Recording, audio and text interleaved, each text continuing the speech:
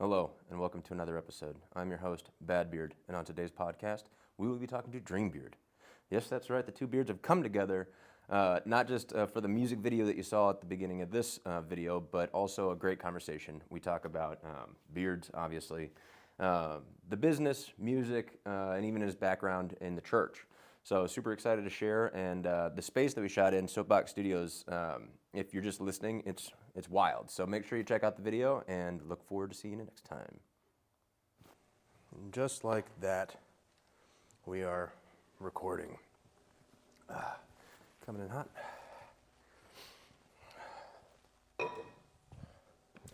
Dream Beard, Let's go, bro. Bad Beard. I love it. It was an interesting introduction, because what are the chances that two beards unite? Yeah, I know, man, for sure. Like that was so cool, Brent. Shout out to Brent. Where you at, Brent? Yeah, where you at? where you at, boy? But yeah, that was such a cool connection, you know, because I didn't know what you did, you know, all that kind of stuff. And so we're hanging out. You come to the studio. I'm showing you this place. We're talking about stuff, and then I get. And we'll talk about this space. Don't worry. Yeah. We'll get there. And but yeah, man, just like being able to connect with you was super sick. And now we've already got to create together, and it's been just all good vibes. I love it. Well, let's just jump in. Who the hell are you, man? Good. No, not how. Who? Oh. I know how you're doing. It's like, how are you, man? No, man. I mean, so I go by Dream Beard. That's what most people call me, Dream Beard. You want me to tell you, like, I was born in 17? No, but, no. Give me a little background. just a Like, little you know, yeah, I'm from Saskatchewan. Okay. Yeah. So I'm originally from Florida. Moved around a lot. Ended up in like Ohio, different places. I was actually a pastor for 10 years, so that made me move around a ton. I ended up marrying my wife. I was catching those vibes. Yeah, and so we ended up moving back to Atlanta, which is where we are now and where I've been for probably like 12-ish years. And so I've been here the longest, like most of my life. And but yeah, so I started a beard product company. Yeah, I don't even know where to begin with. That's what I was about to say. I was going to give you like we can kind of like give like a quick little synopsis and then dive in. Run through the whole. Yeah, So basically, I started like the first beard product that was called a beard oil back in 2011. Me and my wife invented it on the dining room table of my father-in-law's house. Cool. With some essential oils pre-doTERRA and that whole movement. Right. It was actually extremely hard to find essential oils. We were like, how do we even find this, you know? And so we created that. It was super awesome. We ended up selling in 148 countries. And just, it was awesome. I sat on the board of FedEx, like worked with so many different brands, had so much fun. It ended up expanding way out of beard products. We were making custom tobacco pipes and all these different things and apparel and all that good stuff. And so I eventually, I don't want to say I got bored, but like the market became oversaturated, all these different things, and I just felt like a shifting again. Mm-hmm. You know, I shifted. Word got out that there was a bad beard in town. Exactly. I was like, I got to get the hell out of here, man. And so that's when I kind of got into production, and I had always done marketing for myself, for the brand, and pictures and stuff like that, but I never thought like I should do this. And so I kind of started doing that for a few years, which led to where we're at now, which is far greater than I ever thought as far as production goes, you know, that I would be involved in. And so now we're making holograms, and we'll obviously get into that as well. But yeah, it's been a fucking ride, bro. Yeah. Like, it's been a ride. That's for damn sure. It's interesting. You wear many hats, as I do, and to have the similar name. And I was never a pastor of a church, but I've worked at several churches, and a background in churches just the same. But a lot of similarities. And so when we met, just the vibe and all the things, and you know, beards aside, it was just like it was like, you know, love at first sight. Hell yeah. And so I was, after getting to know you and then the more that we've created together, it's fun because like, what do we even talk about? We could start, you know, with the beard product. What was the jump off when you're like, it wasn't just enough to have a beard that like, I mean, you know, it's not everybody can grow a beard, but we're blessed with an abundant follicle, you know, count. Yes, let's go. What's the story with that where you're just like, all of a sudden you're like, I'm just gonna stop cutting it? Yeah, exactly. You know, so this was like really before. You were trying to put the Dollar Shave Club out of business. Yes, this is pre Dollar Shave. This was pre even Movember. I remember when Movember came out. It was just pre-Movember. It was just no shave November. Right. So it was before Movember because that ended up becoming more like a cancer thing and testicular cancer and stuff, which is cool. But like, it originally was just no shave November, and I think I had the company for about a year, and I was like, I had a beard probably about that size. And so everyone was like, man, you have a dope beard, you know what I mean? But I always get comments or whatever. But I felt like, okay, if I'm gonna be like the face of this, maybe, and at that time, I knew a lot of people. So there was like a show called Whisker Wars. And it's really dope if you've never watched it. And like a TLC type thing? Kind of, yes. Okay. And it was like, it followed these dudes, and it was the original beard competitions. I mean, like OG shit. And so I got really inspired by them because I met a few of them, and I was like, they had big beards, and I was like, dude, I think I want to go like full in with this. And so I remember, it's actually kind of a crazy story because it was before I was doing Dream Beard full time. And so this was like backing up to like the decision of why I like decided to keep a beard. Right. But right as I had started Dream Beard, I mean, it wasn't like I was making like a shit ton of money, right? Like I was just like trying it and selling it a little bit here, making some cash, making some more, doing it here and there. And just approaching like hirsute gentleman on the street, and you're like, exactly. Yeah, I see what you're doing there. Hello, sir. You mind if I offer you? Mind if I take it up a notch? You know. And so I got offered a regular ass job, but I had to cut the beard. Oh. And it was one of the big defining moments for me where I was like, do I take this security where like I'm newly married, like, you know, and cut the beard and just fucking quit this like dream that I have? And I remember distinctively on my way to the interview, like I'll never forget it. I called my wife and I was like, I really don't think I'm supposed to take this job. And it was hard because like we needed the money. Right. And I was like, and she was like, fucking turn around. And I was like, all right, cool. And I was like, hey. And then that was the moment, probably between that was the moment where I was like, I'm gonna grow my beard out, like, and really see what this does. And like, and I committed to the company more, you know, like it wasn't just like, and I mean, we went all in. We were living with my father-in-law, so like he just like let us live there, and we just like did what we could. Shout out to Pops. Yeah, shout out to Pops. Yeah. And so yeah, man, it was a crazy time in our life. We were newly married, and it was fucking so cool to be a part of an industry, watching an industry emerge. Because now it's like, I mean, dude, it was so cool to even What year see. is this that you're talking? 2011-ish. Yeah. And so, like this was like now like big brands have beard products, you know, and it's like just like a very normal thing now. And it was cool to see how that emerged and to be a part of that in an aspect, you know. It's funny because I couldn't imagine talking to someone more relevant talking about beards than a guy named Dreambeard. Let's go. And then referencing my beard. But around the same time, I graduated from college in 2010, and then went off to California. But just as you described, I mean, obviously beards have been around forever. We're not saying we made beards cool. No, we just make them look good. We just make them look good. Hey, but through that experience and that timing of things was when I had a big beard, and it was because I just similar to how I had long hair. Yeah. But before I met you, not long before, I had 21 inches of hair. I just didn't cut it, and then same for my beard. I didn't do anything with it, and then before I knew it, you throw a company in the mix, and you'd go to the airport, and people are like side-eyeing you, and like it was always kind of a thing that I had such a big beard where I was like, oh, and then within a short time frame, beards were the thing. Oh yeah, it was. It happened very rapid, man. It was crazy because it was like we kind of started getting our footing, and then I'll never forget that it was like right when Duck Dynasty came out. Okay. So like luckily we were out, and like so things like that started happening. I remember there was this GQ magazine article where it said like beards are the new abs, and it was like in this time it was like man, if you have a beard, like you're the fucking manliest, coolest guy. And so this was all happening. I remember for about like 3-4 really good years where like it was a trendy thing, it was a cool thing, it was a respected thing, like having a beard was just like really fucking cool. And now it's like that's like dissipated, and now it's like cool, you have a beard, that's cool. But like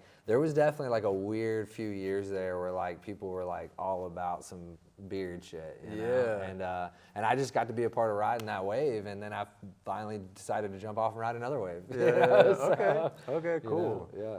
That's super interesting. And so with beard products and everything, like what are you using right now? What's in your beard? Dude, it's kind of crazy. Like, I don't usually tell people this, but I'm gonna release it here on this show right That's now. it. Hey.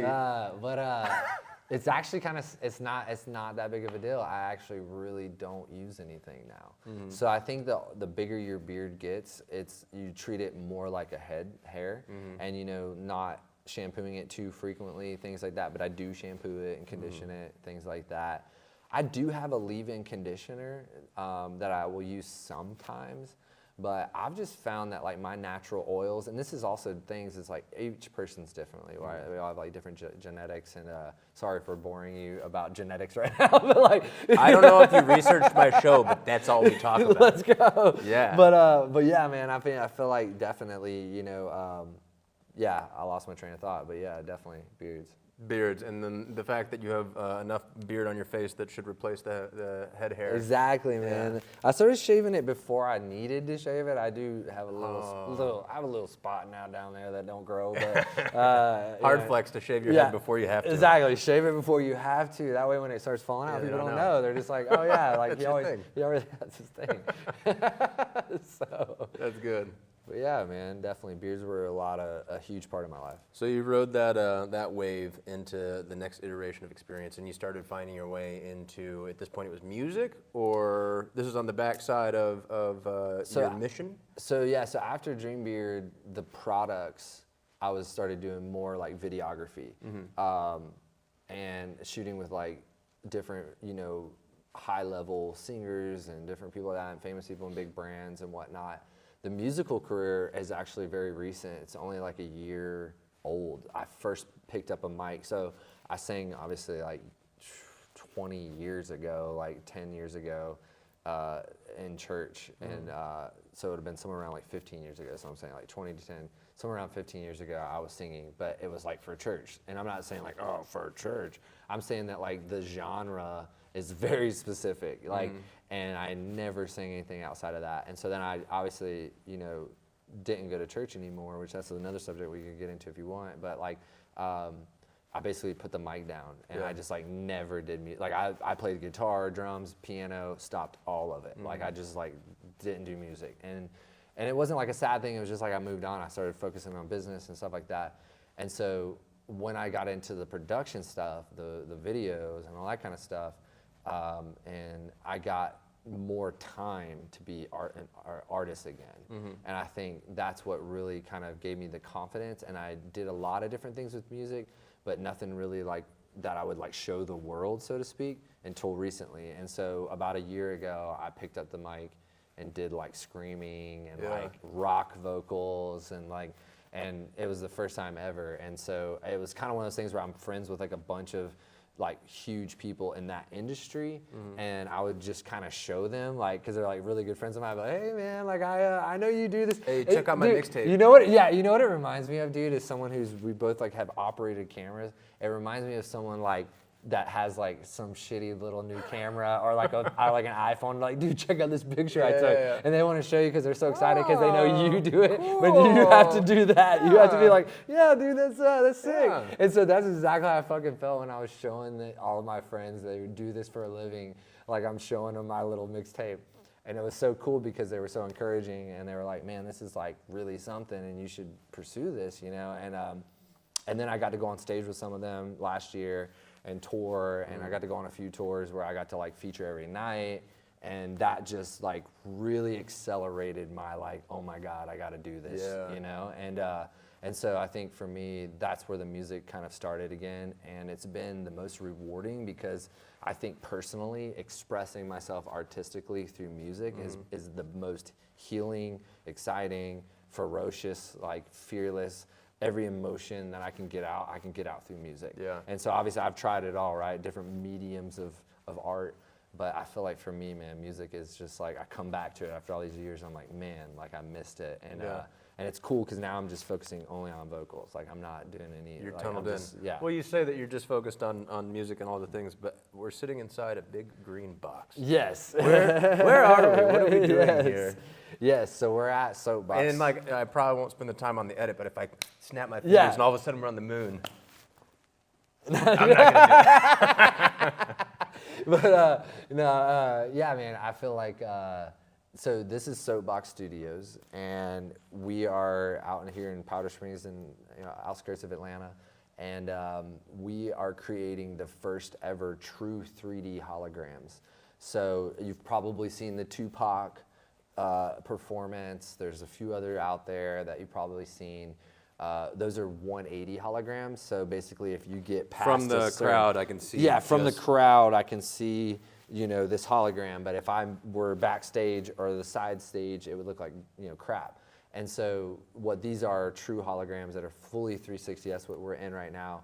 Is a geometric alien dome, and so when I'm shooting on these wonderful Fuji X-T4 and H2S, so there's probably enough detail for you to see that there's every little panel you see is 2 cameras, and that's down low, that's up high, and so they're looped in this room.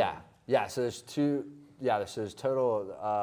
Similar to, is it like 5, 6, when the 48 Matrix, cameras? The Matrix technology. So that's actually different. So that's what they do is they set up just typical cinema cameras in a circle, and then they fire off the cameras like that, and then it gives them the ability to create a significant shot where it looks like it's kind of coming around. Yeah. This is shooting 48 cameras simultaneously, gathering information from a volumetric sense, so it's capturing textures, not actual like 2D footage. And so then it compiles it. There's 2 computers on each tower, and they all kind of come down to a server room into one computer, and it processes it all down into a hologram, trying to make it as easy to understand, know. But and there's a lot more that goes on to that. But what we're specializing in is AR, so it's augmented reality. If you've never used it, it's to me it's like the future, especially with the new Apple Vision Pro and the Meta Quest. And what I believe will be coming out in the next 5 years is just regular glasses. I think AR, augmented reality, will be such a natural part of your life. You'll be walking into clubs and there'll be cool things floating around that are 3D and stuff. You'll be able to obviously answer your texts and all that kind of stuff. But I think that's where really this becomes. That's like the scene in Back to the Future #2. Yes. Where the shark. Where the shark comes out. Yes. Yeah. That's where we're headed. And so with us, we're really honed in not only on holograms but musical performances. We've done all kinds of stuff. And that's what I was going to say. Yeah. I mean, this isn't your typical VR setup in the sense that it's like this is much larger. Yes. So you're doing more than just a single individual. Yes, we've captured full bands, we've captured dancers, skateboarders, athletes. So if I'm watching, I throw on my Oculus, I can see a live performance. I can interact with it, and I could exactly. Oh, I want to see the kick drum. Exactly, yeah. So you can kind of come down in and get in there, and so basically that's the whole premise, is that for the first time ever, you can put on an Oculus, put on an Apple Vision Pro, and watch an actual hologram in your living room performing. Like we just had T-Pain, he's coming out, and so it's like he's doing his new song Dreaming. It's super dope, and mad respect for him, dude. He actually ended up creating himself. He got so stoked on our technology. And you should check out his Instagram right now. It's crazy. He's talking a lot about it. But he basically took our hologram and made his own music video through Unity and Blender. Oh, nice. And so if you're familiar with all this kind of 3D because he's pretty progressive in the tech space. He is. He's very progressive, and it blew me away and kind of inspired me. So definitely go watch his music video because it was all created with our holograms, and then you'll be able to obviously through our app watch this performance as an actual hologram in your living room space, wherever you're at. Well, and what I found so fascinating about it is the AR aspects that you speak to. It's like I can, assuming I have a living room this size, I could make the band spatially this size. Alternatively, if I'm on an airplane, I can put it on my little folding table and I can have the band right here in my hand. Exactly. I think that's wild. And even talking to Ryan and Kevin, right? About the future potential of all things. It's not just live music that you can witness, but if it's a training program or some type of tutorial on something, that it's not just to watch a YouTube video. If I want to see a XYZ, I get that firsthand perspective and actually see it to scale what's happening. I think that's wild. I think it's an unavoidable future. Yeah, dude, 100%. All this scary AI stuff, I'm like, give me more, VR model and things like that. Dude, and I love that you brought up AI because that's kind of what we try to separate ourselves from. So what we're doing is more for posterity, it's more longevity. And so what we're trying to do is create almost like a capsule, a moment in time of these athletes, artists, in general, where 1,000 years from now you can go watch this performance and it's actually them. I mean, think back to like if it was Mozart today. We're thinking about like who's today that's Mozart tomorrow. And so it's like, think about being able to watch them unadulterated without AI. So what we really want is like, you know, you can easily create Mozart right now with computer-generated AI, have him talk, have him play piano, have him tell you about like give you a whole lesson probably. But it's not him, and we know it's not him.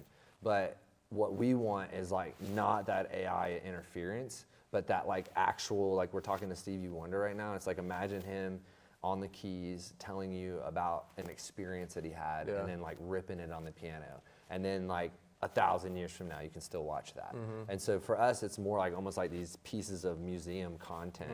You know, we've already been talking to the Rock and Roll Hall of Fame and different places like that. And so we believe that these holograms will soon also, the technology's out there. I can't speak to it too much because it's pretty like high tech. You already told us you're not wearing any beard oil. I know exactly. What else can I Spill the tell tea, you? dog. Spill Well, the tea. hey. But there's definitely some projectable stuff that's like in Right. the works, and you know where you're not going to need any glasses to watch these holograms.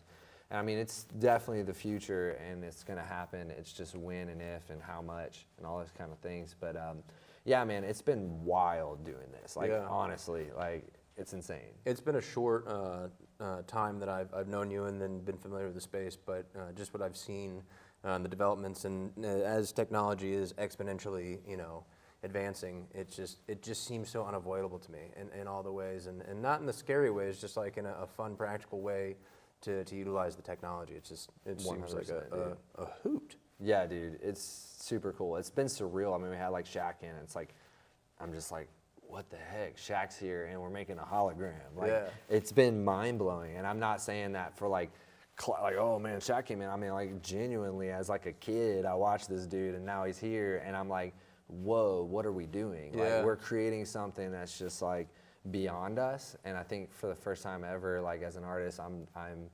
completely and utterly enamored at the potential of what is going on here at Soapbox. And so definitely like check it out for sure. You know, check out the Instagram soapbox.us. Definitely check out, you know, all that kind of stuff. I think it's becoming so compelling already. We have the beta out right now that people are like buying things just to view it because it's that When I hear 58 countries? Yeah, 58 countries we've had people use the beta app so far. So it's like, it's doing really well. And we're about to release the final, I believe, I don't want to quote it, I don't know when this is going to air, but it's Friday to this date, maybe a week from now, we might actually launch. Now that you mention it, I am here today, timing-wise, because next Friday is when the app is released. The app? Yeah, is that Yeah, right? next app, yeah. Well, that's exciting because this Friday, something else is getting released. Let's go. You know? Let's go. What are we getting on Friday? Yeah, man, so my first technical single with just me. So I've dropped one song already in November, actually December, and so this is like my first song, man. That's just me, and it's fun. It's a rock song, and we got to make the dopest music video. Man, it was so fun, run and gun. Just like we had the blast, and I enjoyed working with you so much. It was like, because obviously I met you, we got to hang out, and it was like, man, maybe we should do this. And then I hit you, I was like, dude, should we do this? And you're like, yeah, we should do this. And I'm like, all right. And then like we just fucking did it. Well, fortunately, I mean, I think both of our histories included.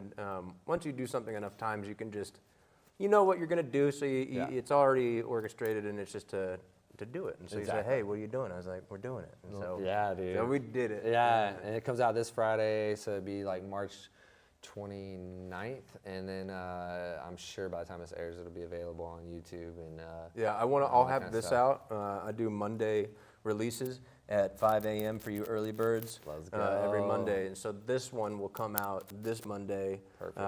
Or rather, it's. Oh no, yeah, this coming Monday. So we'll have just released. Yep. And then I can share and all things considered. I'll put it in like a little excerpt at the front of the video or something like that. Yeah, if this comes out then that means the app will be out that Friday. You know, this Friday coming up. And so it's exciting, man. Both of them are exciting. I'm so excited about the music. I got to work with his name's Chris Link. He's in a band called Attila. So if you love like heavy stuff, you've probably heard of them. They're amazing. Florida band. Boys. Florida Boys, yeah. Actually, I think they're Atlanta boys. So I think they're actually based in Atlanta. I found this out. And, Okay. So most of them live now in Orlando. My experience with them in and around them and through other several mutual friends has always been in Orlando. Yeah. But I mean, it makes sense. Atlanta's such a hub for all things. Mm-hmm. And so, yeah, man, it's been a dream working with him. Like he's, it's one of those things where there's different types of producers, right? There's like, and that's with music and everything. And it's like, for him, he's very like from scratch. And so sometimes, they want you to have a demo ready, or they want you to be ready to record. They want you to have this left out or that or whatever. With him, it's like we show up and there's nothing. And it's like, at first that was really intimidating because I had never done that with him, And then what we made was just like pure magic. It's just like we're sitting there at the keys and he's just like playing. So you're not just vocals, you got guitar, you got keys, So I'm helping, but Chris is like a 10 times better musician, so I'm not gonna touch. I'm gonna let him touch it. Here I am to worship. You got Yeah. it. Oh, bro, dude. Yeah. I see me in the back. I got you, bro. No, but yeah. So the process of working with him on this song, "Doomed," was incredible. It's a very emotional breakup song, which is funny because I just Monday had my 12th year anniversary. So my wife's like, she's gonna be like, everybody thinks that you wrote this song about us, and I'm like, yeah. And I was like, probably, maybe, I don't know. I was like, but that's one thing is like, I know a lot of singers that don't write anything about themselves. They just write songs that they know are a part of the human condition. And I think that's kind of what I wrote "Doomed" about. It was like, it might be a relationship with a lover, with a friend, with a family member, but we've all had those moments where we're doomed, like the relationship is like fucked and it's not going anywhere ever again. It could be like a sour thing, and you're basically just like having this realization where like, we're fucking doomed, you know? And that's kind of the whole, rock song is about that. And so it has nothing to do with really my own personal relationships, but I definitely drew from like, I've had experiences like that, but I didn't like write one song. I wasn't like, I'm thinking about this person, like, it was more just like, the emotions of a lived experience. And so it was so much fun because normally I write most of everything lately, but with him, we write together, and it's like super cool. Call it, what I love about going back to being a pastor says, where two or more gathered, there I shall be. But then on the opposite side, in witchcraft, they call it the third mind. So no matter what you believe, I'm give you both sides. But both sides talk about it, the power of multiple people being in a room thinking about the same thing. Yeah. And it gives you like almost like a superpower, right? Because it's more heads and more consciousness. And so I see that a lot in the writing process. It's super cool to like get around someone who's like super talented and knows what they're doing, and just like watch each other just kind of like work and make something that's like so much cooler than we could have probably done by ourselves. And so, well, so at your timing in your music career, your budding, blossoming music career, where do you see and what do you see for yourself? What do you have, an agenda? Do you have like goals, metrics? Like what is it when you're writing and you're just emoting, you're experiencing all these feelings, and like where do you want to go? Yeah, at this stage, and how I feel currently, and it's so cliche, but it's like really is how I feel. And there's two things. Number one, I really want to have fun with this. Like I don't want to, obviously, like to excel, to be known, to like do all these things, to like have numbers or metrics or like have a song blow up are all like beautiful things. And I think they're a result of you being passionate about what you're doing. You don't have to like really like focus on them as much as just like really do you and do you well, and that will come kind of thing. But I think I'm more hyper focused on with my music is damn, I lost my train of thought again. I'm just gonna be honest, like, because I feel like, do you see where you want to take it? You see the genre you're in. You're gonna dabble in different experiences. Live music, you see yourself performing. Okay, so that was the main point. Thank you. The main point out of all of that was I want to have fun when I'm doing it. But the main thing that I really want to do is perform. Right. And it has nothing to do with the crowd just, whatever. There's this magical connection that I'm looking for. It's less of the praise, and it's more of, wow, we just had a moment together. And I miss that because I remember that as a pastor. Like I remember that as a speaker during Dream Beard Products. I spoke at IRCE, the largest internet retail conference in the world. I also spoke at like Retail X, same thing, like huge. And so I got to feel that like being on a stage, and I did that my whole life as a pastor, and I missed it. I missed that interaction with people, getting out into the world and like having your message affect people. Yeah. And I think that like that is what I'm excited about with music. Like I love writing, I love recording, all those kind of things are cool, but like when it comes down to it, like performing is truly what I'm like excited about, and I can't wait to do that. But like there's a process to it, right? Yeah. And it's like I need more songs to come out, and I mean blah blah blah, and this and that, and it's like. But I'm hoping in the fall would be the earliest that I would probably tour with. Well, and not everybody has the fortune to have this great breadth of friendships and all these folks that can just like kind of elevate and escalate your experience. So it's like, I started last year, and I think I'm going on tour year after that. Yeah, exactly, yeah. I was thinking about being Taylor Swift's, like You're right. I'll open up. You're right, man, and that's another great lesson is like find your moment, and I've noticed that with like Dream Beard when the products, like I felt the moment happening. I was like, this is something, like there's something to this, and then boom, and it's like find that moment, because like that's how I felt with music. It was like, had I started this like 2 years ago, 3 years ago, 4 years ago, I number one wouldn't be the same person projecting this type of experience.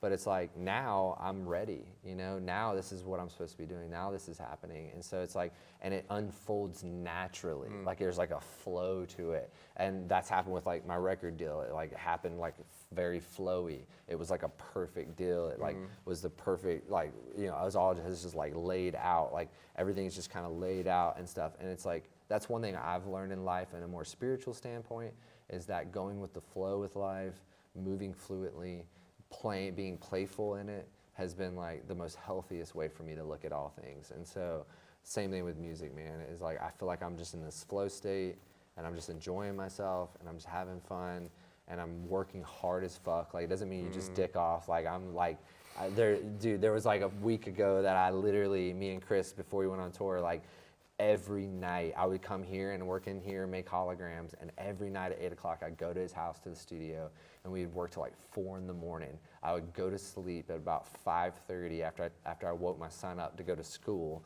and then I would sleep till about 8 or 9, and then I would get up and do it all over again for 5 days straight, so we could record this song before we went on tour, which is hopefully coming out next.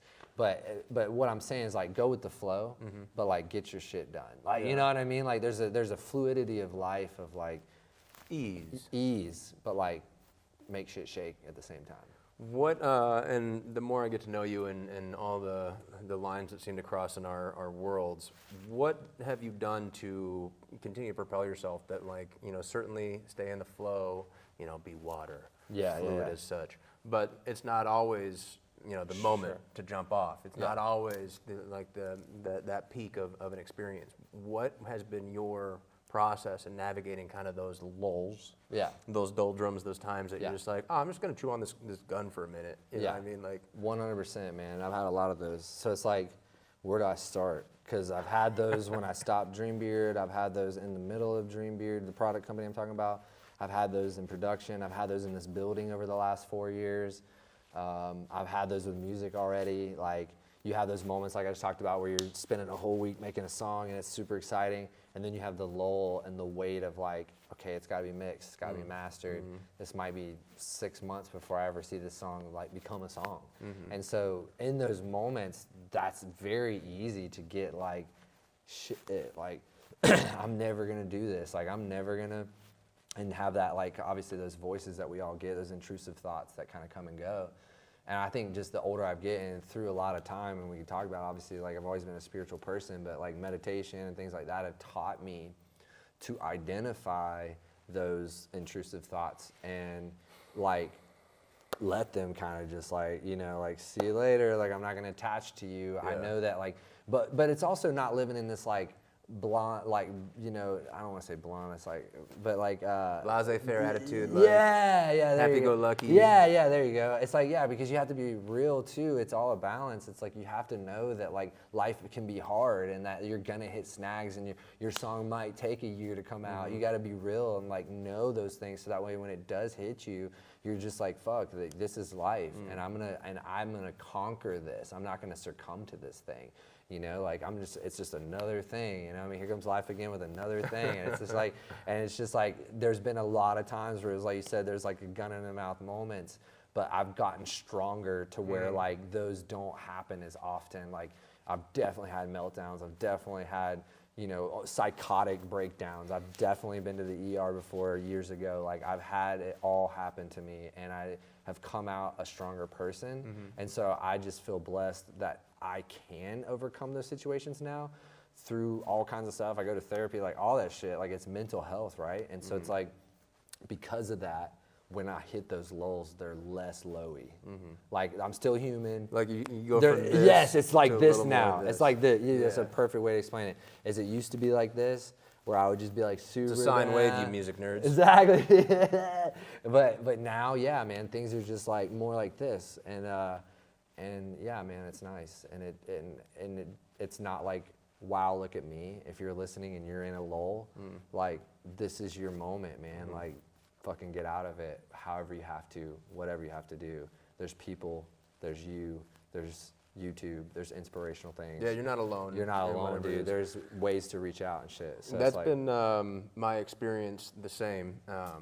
And part of what I try to offer anyone in my camp, my world, anybody I interact with or whatever, is that, you know, things can look great, be great, but there's just those times where you're like, oh, this sucks. Like, exactly. oh my dude. goodness, like it couldn't get any worse. And then you're like, oh, it did. Dude, yeah. And so to live that, and I have this really wildly unhealthy optimism. Yeah. That, like, you know, certainly not laissez-faire, you know, happy-go-lucky, but it is a practiced, meditated part of me that those intrusive thoughts or those things, I'm like, yo, this doesn't serve me. And so it's not that I'm denying its reality. Yeah. I just will, you know, I can, you know, if you're going to look at it, if you stare at the sun, you're going to burn your eyes. You know, like put your eyes in the right direction and get moving. And that's been a big part. And so when I find individuals like yourself that are able to experience both the light and the dark, essentially, without lying to themselves, I always find a much more honest experience with those folks. And so it's something I'm learning and trying to identify in others so that I can surround myself with those people and then equally kind of just figure it all out and, you know, life as it comes. Like, maybe I'm a little over here right now, you know, but I feel like dude. and I might get there too, you know. Yeah, what I mean? it'll That's always what I happen say about again. like being Yeah. human. It's like, this is where I'm at currently, man. Like, dude, ask me tomorrow, I could be like, dude, I'm here. Like, I'm fucking here. I wasn't expecting it, but I'm here. You know, it's like, but yeah, man, you have to like constantly check yourself and realize it's a day-to-day thing. Yeah. Like, and dude, this is my one little nugget of advice on this. It's like, stop worrying about the future and how it's going to be the best, how you're going to do things and accomplish things. Come back to the moment right now, where you're at in your living room, on your cell phone, in your car, watching this at lunch break. Like, wherever you're at, come back to that moment and start to make the best possible decision for your life in that moment. And if you continue to do that, like right now, the best possible decision for us is to do this podcast and to finish it and to do it well. And then after that, the best possible decision is probably to pack this shit up. And then the best possible decision is probably have a beer or something, you know, and then like whatever. And so it's like, if you just live your life like that, always, I truly believe it will lead to the best possible outcome. So you have to, so I've learned to just be like, I don't know how I'm gonna get there 5 years from now.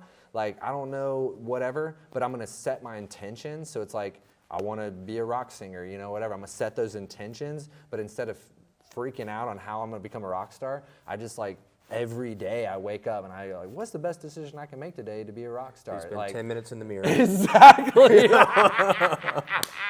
I'm gonna start doing that, dude. I'm like, this is really bad, dude. Just like, fucking. Yeah, you know, you can write that down. That's yours. Yeah, dude, I'm gonna start using that. Like, so how do you do it? I spend every 10 days, 10 days, 10 I wake minutes. up. Well, then I imagine too, when you have a wife, when you have a child, there's you know so many more reasons to just take a minute and take yourself off that you know pedestal to say like my problems are the worst and I have this experience. It's like, all right, well, I'm a partner in a bigger picture here. Yes. And so coming back to that and grounding, I'm sure is hugely valuable. Yeah. Huge, man. Yeah, like I said before, we've been married for 12 years Monday, and and I have a 7-year-old, and it's crazy because she married me as a pastor, and how much I've changed and how much she's changed.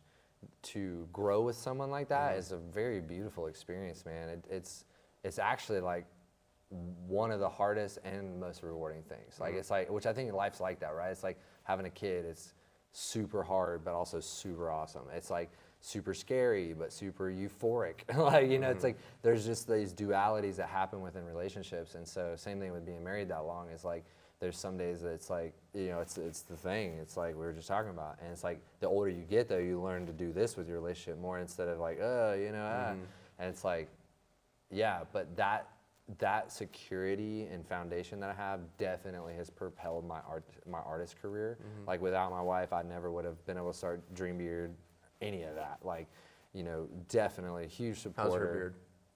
Hers is massive. She's got a spirit beard, like an invisible beard. You come home, she's just... Yeah, yeah. It's like and your son's just in the mirror? Yeah, that actually is my son. He's like, but yeah, man, definitely family is huge, and I definitely take that into consideration when I'm living life in every other aspect with, you know, music and holograms and all those kind of things. Like they're always in my mind. I'm like, how is this like affecting them? You know, am I there enough? Am I this? Am I that? You know, so it's always like a huge part of my life. To go back to our experience together and a lot of the similarities along the way, what have you found? Because what I hear, and equally I think you've been kind of answering my question along the way, and we wear so many hats. We have so many different experiences and lives that bring us to these incredible opportunities. Like you talk to someone, they're like, if you're not, you know, if you want to be a welder, you weld every day. You just weld, and you were like, well, I'm doing so many different things.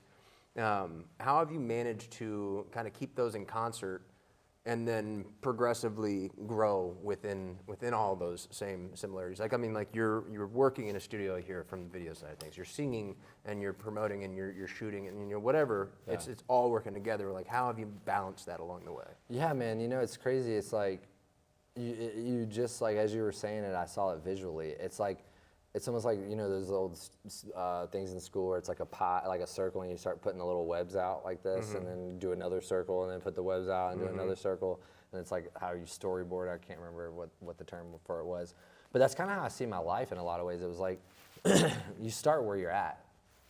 So it's like I was, you know, whatever. I got kicked out of school, and was a really bad kid, but then I like started going to church, which led to that. So it was like, here's my bubble. We could call it the church bubble, you know. And it was like, and then from that, there was like these little pieces that came out from that, like music. It was like I learned that. So like, okay, boom, like let's create a thing here, and now this is music.